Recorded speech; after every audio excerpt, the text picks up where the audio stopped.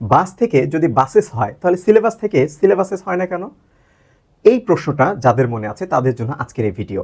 এবং সেই সাথে যারা ল্যাটিন এবং গ্রিক শব্দের সিঙ্গুলার এবং প্লুরাল ফর্ম নিয়ে টেনশনে আছেন, অথবা পরীক্ষার হলে যেই ধরনের সিঙ্গুলার এবং প্লুরাল ফর্মগুলো আসে সেগুলো আনকমন মনে হয়, তাদের জন্য আজকের এই ভিডিও।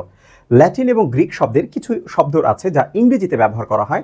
সেই শব্দগুলো যখন সিঙ্গুলার থেকে প্লুরাল করা হয় তখন সেটা ইংরেজির গতানুগতিক সাধারণ নিয়ম মেনে চলে না, সেটা তখন ল্যাটিন বা গ্রিকের একেবারে আক্ষরিক বা একেবারে মূল যে নিয়ম রয়েছে সেই নিয়মগুলো মেনটেন করে চলে। ঠিক এই কারণে বাস থেকে আমরা কি লিখতে পারি? ইংরেজিতে বাসেস, কিন্তু সিলেবাস শব্দটা আসলে একটা ল্যাটিন বা গ্রিক এই জায়গার যে অরিজিনটা রয়েছে সেইটা অনুযায়ী সিলেবাস থেকে সিলেবাসেস হয় না, সিলেবাস থেকে কি হয়? সিলেবাই হয়।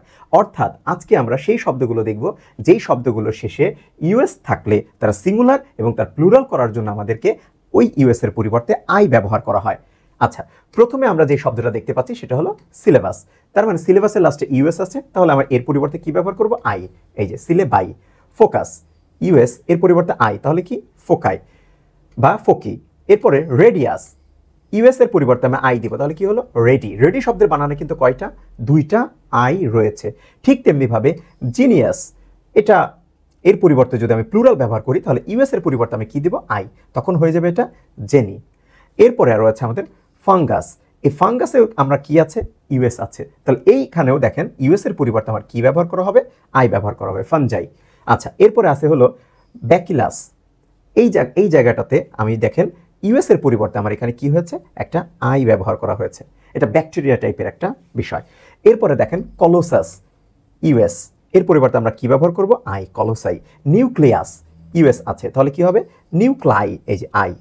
এরপরে রয়েছে ক্যাকটাস, ক্যাকটাসেও লাস্টে ইউএস, তাহলে হবে ক্যাকটাই। অ্যালামনাস থেকে কি হবে? অ্যালামনাই।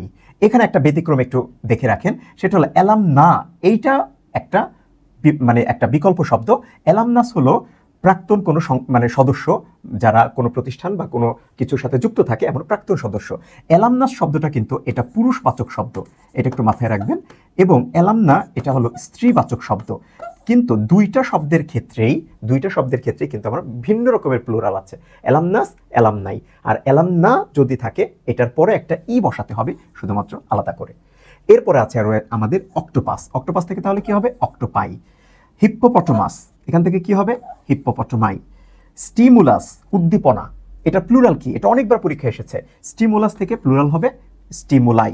লোকাস, এটার প্লুরাল কি? লোকাই। এবং সব শেষে আছে আমাদের টার্মিনাস। টার্মিনাসের প্লুরাল ফর্ম হলো টার্মিনাই।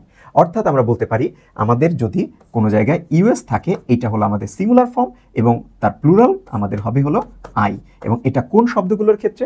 ল্যাটিন বা গ্রিক থেকে আসা শব্দ, যে শব্দগুলো ইংরেজিতে ব্যবহৃত হচ্ছে। এই রকমের আরও কিছু ল্যাটিন এবং গ্রিক শব্দ রয়েছে যারা ভিন্ন ভিন্ন নিয়মে আমাদের প্লুরাল করে। সেই শব্দগুলোর উপর ভিডিও পেতে চাইলে আমাদের এই ভিডিওর পরবর্তী ভিডিওগুলো দেখুন এবং অবশ্যই ভিডিওগুলো শেয়ার করুন এবং আমাদের ফেসবুক পেজ এবং আমাদের ইউটিউব চ্যানেলটি ফলো করুন।